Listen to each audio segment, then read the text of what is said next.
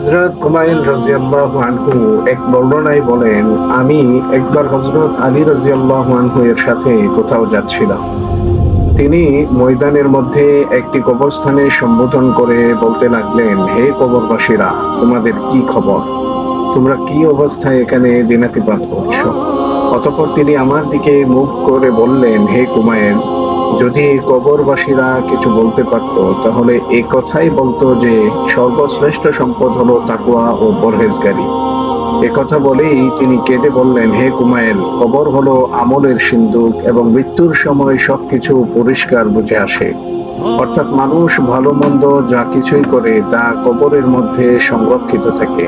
হাদিসে বর্ণিত আছে, নেক আমল সুদর্শন নেক লোকের বেশে মৃত ব্যক্তির সান্ত্বনার জন্য তার কাছে আগমন করে, আর বদ আমল বিভৎস বদ লোকের বেশে মৃত ব্যক্তির কাছে আসে, যা তার জন্য অধিকতর কষ্টের কারণ হয়ে দাঁড়ায়।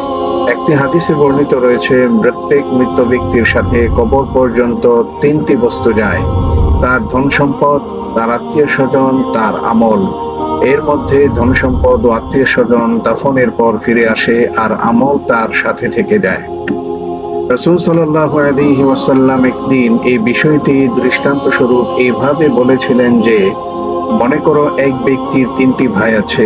মৃত্যুকালে সে একজনকে ডেকে বলল, ভাই, তুমি জানো আমার উপর কিরূপ বিপদ আপতিত হয়েছে। এই মুহূর্তে তুমি আমার কি সাহায্য করতে পারো?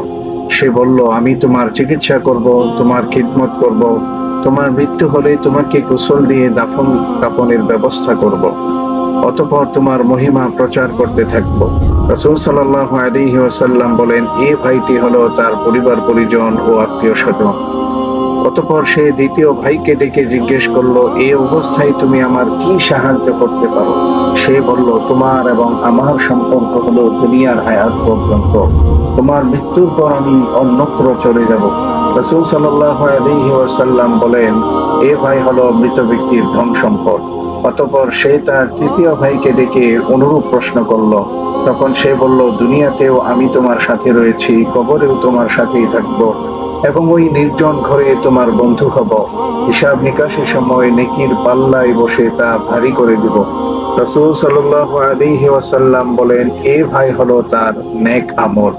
অতঃপর তিনি সাহাবীদেরকে উদ্দেশ্য করে বললেন, এখন তোমরাই বলো, এই লোকের কোন ভাইটি সত্যিকার ভাবে কাজে এলো? প্রথম দুই ভাই তো তার কোনো কাজে এলো না।